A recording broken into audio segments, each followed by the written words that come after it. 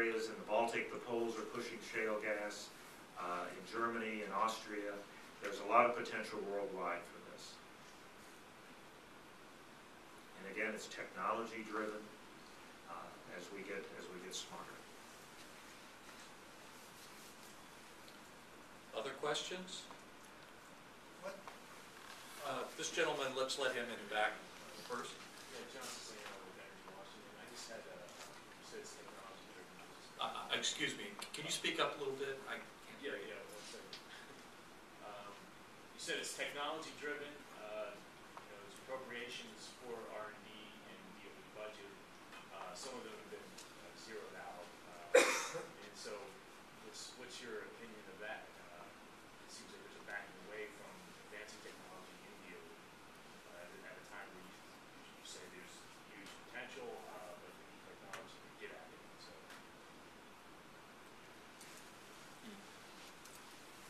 Your observation is correct. Overall, we've seen a number of these fossil fuel related items zeroed out or much less in terms of what we've seen in the past.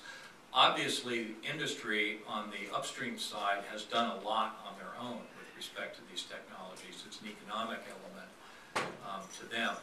Here at AGA, we are always advocates for the whole natural gas stream from wellhead to burner tip in terms of it getting fair play with respect to resource development and energy development. So all I can say is I would make the same observation that you've just made. We are advocating for the opportunities, not only on the technology side, but the access issues. For us, we believe that having more supplies of natural gas, more reliable supplies of natural gas are ultimately good for consumers. And we are the companies delivering natural gas to the residential, small commercial customers and to others. So we are advocates for all of the things that we've discussed here today. Yes, sir. So just to double check here.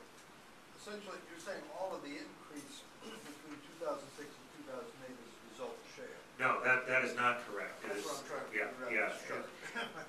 As we look at all these different provinces, there are, from what was assessed before, some of that has been produced, and some of that has gone into proved reserves, so there's a decrease.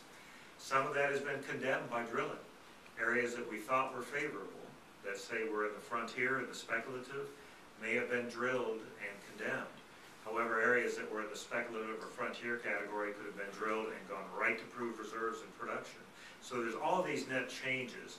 If you look at the overall big picture, not on the 89 provinces and 3 categories of gas per province, but just look at the broader picture, the predominant increase overall is due to shales. But certainly there's been adjustments up and down all through the United States. Well, I only say that because the chart seems to indicate. Yeah, this is a 20,000 foot view. The report itself ends up being about 350 pages.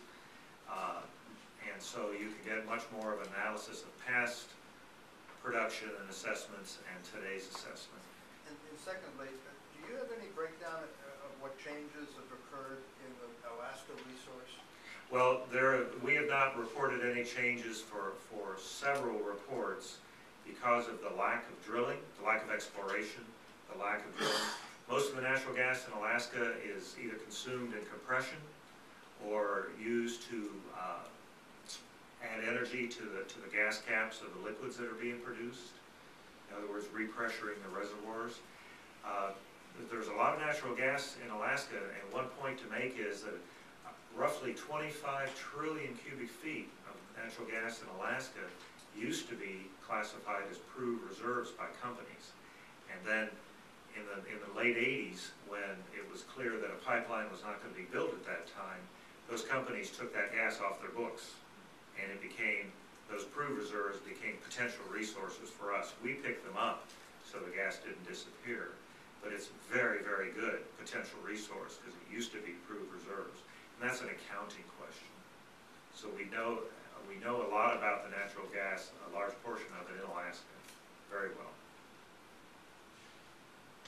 But to answer your question, we've not made a new reassessment of natural gas.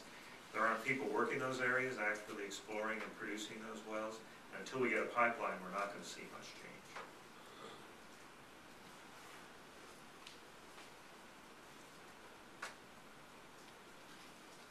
Any other questions from the group?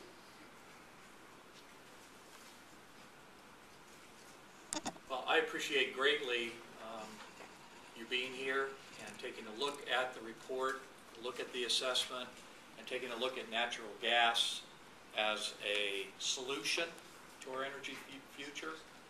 And if you have any other questions or follow-up, you can contact Laura, myself, even John. We'd be happy to talk to you and work with you at any time. So thank you very much for coming. Thank you all.